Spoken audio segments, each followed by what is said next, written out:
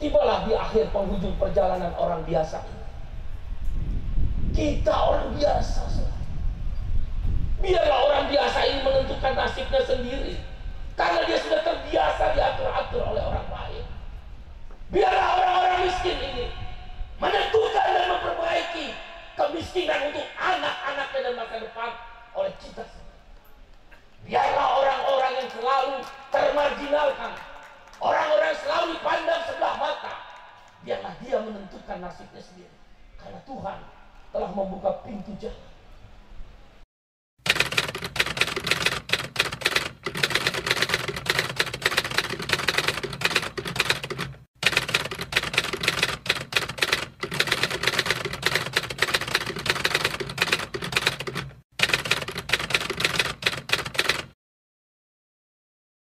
One, two, three, cuatro.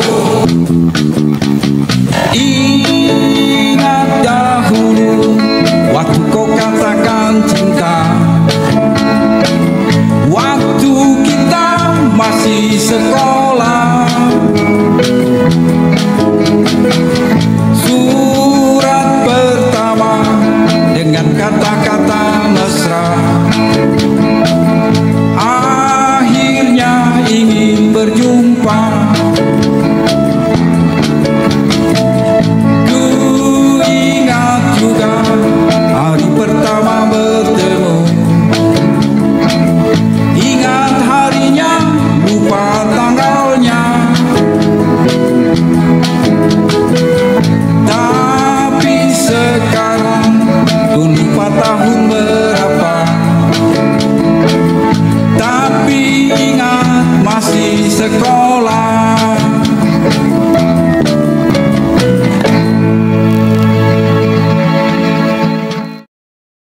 Jangan lupa like, share, komen, subscribe, dan bunyikan tombol loncengnya.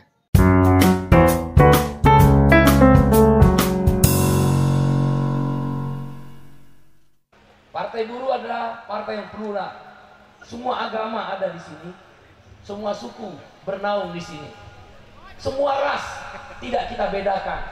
Kulit coklat, kulit putih, kulit merah, semua ada di sini. Rambut keriting, rambut lurus, rambut setengah keriting, setengah lurus. Kira-kira saya mana itu rambut keriting setengah lurus? Nah, semua ada di sini. Oh bolok ya, kumbolok. Mana kumbolok? Setengah keriting, setengah lurus. Ibunya bingung pada lahir nih, ini rambut keriting apa rambut lurus? Saudara, saya ini orang biasa. Ibu saya pernah kerja di pabrik SCTI di daerah Ciracas, Jakarta Timur. Kalau beliau pergi, almarhumah ibu saya pergi bekerja ke pabrik, saya ingat benar, karena saya waktu kelas 4 atau 5 SD. Saya mengantar, disuruh memberi kue bola-bola. Kue bola-bola itulah yang dibawa oleh ibu saya pergi ke pabrik, sebelum masuk kerja dijual kepada sesama buruh. Waktu saya pertama kali kerja di Panasonic Kotobuki tahun 1991, buruh-buruh perempuan anggota serikat buruh yang saya kebetulan pimpin waktu itu juga sama. Ada yang bawa mie bungkus, ada yang bawa kue-kue, ada yang bawa nasi kucing. Sebelum bel berbunyi, mereka menggelar di kantin. Memang saya minta izin ke perusahaan untuk gelar di kantin. Kamu semua orang biasa, saya orang biasa, kita orang biasa. Tapi nasib kita selalu ditentukan oleh orang lain. Perut kita diukur, upah hanya boleh naik, tidak boleh melebihi inflasi dan pertumbuhan ekonomi. Padahal mereka yang mendapatkan keuntungan perusahaan, mereka hidup dengan bermewah-mewah, mereka punya rumah bahkan lebih dari satu, apartemen bertebaran di beberapa kota. mobil tak terhitung jumlahnya dari perut yang diukur itu. We are the working class, kelas pekerja. Kalau kamu sakit dulu, kita orang kecil, orang miskin, ditolak. Tapi kalau Allah orang kaya datang, disiapkan karpet merah untuk menuju ke ruangan penginap, rawat inap. Hari ini, dikala harga beras melambung tinggi yang disampaikan oleh Sekjen Serikat Petani Indonesia, Bung Ruli Ardiansa tadi, perutmu diukur 10 kg beras, tidak boleh lebih. Kalau lebih, kau harus membayar mahal terhadap harga beras.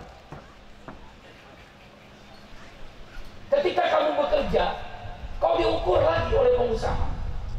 Tidak boleh dari lebih 6 bulan dipecat dengan sistem outsourcing. Berulang-ulang sistem outsourcing. Kita orang biasa, nasib kita selalu diatur oleh mereka yang tidak biasa. Upahmu diatur oleh mereka. Hubungan kerjamu outsourcing dan karyawan kontrak diatur oleh mereka. Capek-capek istrimu, kamu sebagai orang tua, ibu dan ayah menyekolahkan anakmu, bahkan sekarang sarjana pun outsourcing. Tanahmu pun ditentukan oleh mereka. Bahkan kau tinggal beratus-ratus tahun seperti di Rempang, satu pulau di Batam, pulau kecil. Istilahnya jembatan 1, jembatan 2, jembatan 3 sampai jembatan 6. Pemberian Sultan Riau Lingga melawan penjajahan Belanda, yang kemudian mereka diberi hadiah oleh Sultan Riau Lingga tanah Rempang yang diberi. Tapi kita orang biasa, sehingga kita tidak punya hak. Tanah kita pun diatur oleh mereka. The land of wealth, kata Adam Smith, bapak ilmu ekonomi klasik. Tanah adalah kedaulatan. Sejajar tanah adalah tentang kedaulatan. Kalau pekaranganmu dihuni oleh orang mendirikan tenda, pasti kau marah. Mereka berjuang untuk republik ini merdeka. Tapi ketika datang orang kaya dengan membawa triliunan uang atas nama investasi, orang bisa digusur karena kita. Saudara, buruh, petani, nelayan, miskin kota, miskin desa, buruh migran, pekerja rumah tangga, buruh informal, ibu-ibu jamu gendong, tukang beca, mama-mama pedagang sayur di Indonesia Timur sana, supir ojek, supir bis, supir trailer, kamu yang buruh informal, disabilitas, milenial dan Gen Z yang ayah dan ibunya kelas pekerja, rakyat jelata. Kita orang biasa, saya orang biasa. Selalu nasib kita ditentukan oleh mereka. Tak akan aku rubah nasib satu kaum. Agama yang saya pahami, saya yakin agama manapun mengajarkan itu, kecuali kau berusaha untuk merubah. Manjadda wajadda. Siapa yang bersungguh-sungguh, kata Tuhan dalam hadis qudsinya, dia akan aku beri kemenangan. Kita orang biasa, saudara. Saatnya kita mengatakan, orang-orang biasa ini, we stand up with our destiny. Kami akan berdiri di atas nasib kami. Tuhan telah memberikan kesempatan kepada kita. Ada satu partai yang secara akal sehat tidak mungkin akan berdiri. Kau tanya semua exco ini, tidak mungkin berdiri di seluruh Indonesia. Begitu susah syaratnya, 100% provinsi, 75% kabupaten kota dalam satu provinsi, 50% kecamatan di dalam satu kabupaten kota, 1000 atau 1/1000 anggota. Secara akal sehat kita nggak punya uang, nggak mungkin. Tapi Tuhan ingin menunjukkan dari satu kemenangan menuju kemenangan yang lain. Dimulai dari pendaftaran di Kementerian Keuangan, Kementerian Hukum dan HAM. 4 bulan kita lalui, lolos. Setelah kongresnya Partai Buruh yang dihidupkan kembali, yang didirikan oleh Profesor Dr. Mokhtar Pakpahan SHMA almarhum. Semoga Tuhan terima di surganya sesuai dengan agama dan keyakinan. 4 bulan. 4 bulan mulailah verifikasi administrasi oleh Komisi Pemilihan Umum KPU. Betapa sulitnya mencari KTP 1000 atau 1/1000 dari jumlah penduduk di tiap kabupaten kota. Mana mungkin kita ke tanah talaut? Mana ada buruh di tanah talaut? Mana ada buruh di Dogriai? Mana ada buruh ataupun petani di daerah Pesawaran? Petanya aja kita nggak tahu. Saya ini nggak tahu itu peta di mana, itu Pelalawan, Pesawaran, tanah talaut, daerah-daerah di ujung pesisir sana, daerah-daerah yang menyusuri sungai, negeri-negeri dari satu pulau ke pulau, negeri-negeri dari satu daratan ke daratan. Saya nggak tahu. Tapi Allah Tuhan, Sang Hyang Widi sesuai keyakinan kita masing-masing. Dia memberi tanda-tanda kemenangan, lolos verifikasi administrasi. Masuk lagi verifikasi faktual. Verifikasi faktual kan buruh hanya di basis-basis kota industri.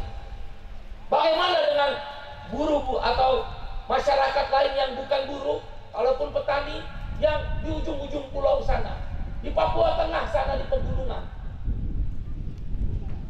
di Jaya-Wijaya, di ujung gunung, di ujung hutan, di Papua Tengah, di ujung pulau-pulau, di Maluku Barat Daya.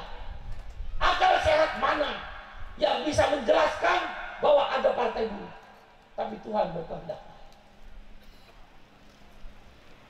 Verifikasi faktual lolos. Tibalah di akhir penghujung perjalanan orang biasa ini. Kita orang biasa. Biarlah orang biasa ini menentukan nasibnya sendiri, karena dia sudah terbiasa diatur-atur oleh orang lain. Biarlah orang-orang miskin ini menentukan dan memperbaiki kemiskinan untuk anak-anaknya dan masa depan oleh kita sendiri. Biarlah orang-orang yang selalu termarginalkan, orang-orang selalu dipandang sebelah mata, biarlah dia menentukan nasibnya sendiri, karena Tuhan telah membuka pintu jalan. Ya warna oranye Partai Buruh, warna oranye Partai Buruh, partainya kelas pekerja, partainya kelas pekerja, Partai Buruh nomor 6.